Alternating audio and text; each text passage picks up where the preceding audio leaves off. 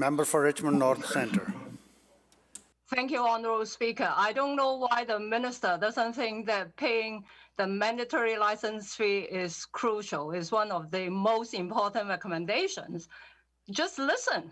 I have letters from 68 travel agencies protesting this mandatory licensing fee and the Premier's incompetence.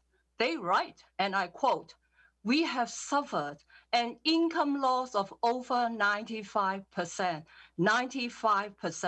and are desperately in need of any government assistance in order to survive," end quote. These businesses are on the verge of closing for good. Why is the Premier adding insult to injury by extracting these government fees? Minister of Tourism. Thank you, Honourable Speaker, and thank you to the member opposite for raising the question. On International Women's Day, we are going to lift up women and the important work that they do in this community. When we talk about insult to injury, it's insulting to say that the ministry, my staff, are not working around the clock to try to get resources out the door. No one called for this pandemic. We want this pandemic behind us, and there is light.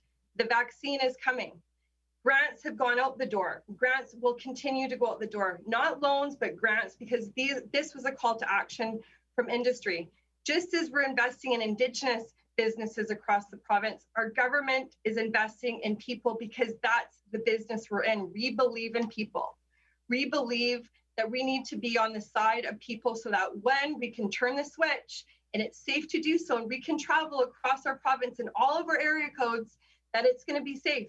One of the recommendations from the task force is to ensure that we have certification for businesses so that consumers know that it's safe. That's what British Columbians are looking for.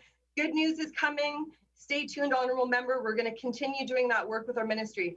But we can't move any quicker than we are, because our focus right now, our laser focus is getting the grants out the door. Thank you, Honourable Speaker. Member for Richmond North Centre on supplemental. Thank you, Mr. Speaker. From the response from the Minister, it looks like that the Minister is not listening to the voice of the tourism sector. Let me try once again. Over 75% of these businesses are managed by women, and they are paying the price for this Premier's incompetence. Lily Chiu of Orient Travel Centre in Richmond says, let me quote her, "We haven't had sales since March 2020. We have had zero income, no income. The travel agencies need help. Every dollar of savings means a lot to our survival," end quote. Every dollar counts. But the Premier has done nothing despite the task force recommendations. Can the Premier explain to businesses like Lily's why they still need to pay these government fees? Minister of Tourism. Thank you, Honourable Speaker. Michelle Obama once said, when they go low, you go high. We have been trying to get a grant out the door. This was a call to action from the sector. It is a grant, it is not a loan, because we know how vital it is. It was a call to action for the sector to have money to pay for the rent, keep their staff.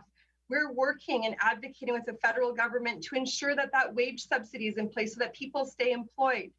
We're working with the federal government to ensure that the highly affected sectors can support businesses across BC.